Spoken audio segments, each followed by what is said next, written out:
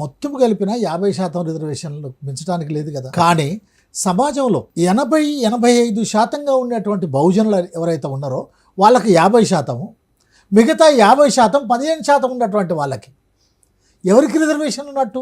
ఇంకా మాట్లాడితే అండి, రిజర్వేషన్లు ఎక్కడ వస్తున్నాయి? కేవలం గవర్నమెంట్ జాబ్స్లో మాత్రమే వస్తున్నాయి. గవర్నమెంట్ జాబ్స్ పర్సంటేజ్ ఎంత?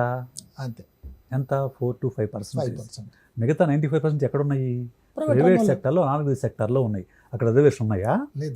లేదు. ప్రైవేట్ సెక్టర్లో ఎవరికి ఇస్తాడు ఉద్యోగం? తన కులం వాడికి, తన ఊరి వాడికి, తన మతం వాడికి ఉద్యోగం ఇస్తాడు. అక్కడ రిజర్వేషన్ పాటించరుగా. అక్కడ మెరిట్ చూసుకుంటాడు, వాడికి లేకుండా తన కుల వాళ్ళకి ఇచ్చుకుంటాడు, తన మతం వాళ్ళకి ఇచ్చుకుంటాడు. నాకు తెలిసిన ఒక ఫార్మా కంపెనీలో ఒక్కటి విశేష్ గారు, అంబేద్కర్ గారి నినాదం ఈనాటికి సరిపోతుంది అంటారా? ఏ నాటికైనా సరిపోతుంది. ఈనాటికే కాదంటారు? ఏనాటికైనా కానీ. ఎందుకు చెప్తున్నాను అంటే, ఎప్పుడు కూడా మనము అర్థం చేసుకోవాల్సింది అండి, వేర్ కమ్యూనిస్ట్ ఫెయిల్, నా ఉద్దేశం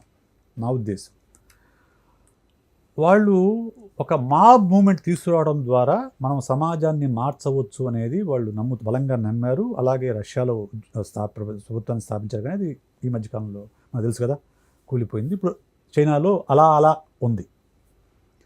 కానీ మానసికమైన మార్పు రానంత వరకు, మానసిక పరివర్తన రానంత వరకు నువ్వు ఎంత సామాజికంగా, ఆర్థికంగా నువ్వు ఎంత మార్చినా కానీ మళ్ళీ వెనక్కి వెళ్తుంది. మార్పు అనేది ముందు మానసికంగా రావాలి, మనుషుల మనస్సుల్లో రావాలి. అందువలనే ఆ మార్పు ఎలా వస్తుంది? చదువుకోవడం ద్వారా వస్తుంది. నీకు చదువుకోవడం ద్వారా మాత్రమే మార్పు వస్తుంది.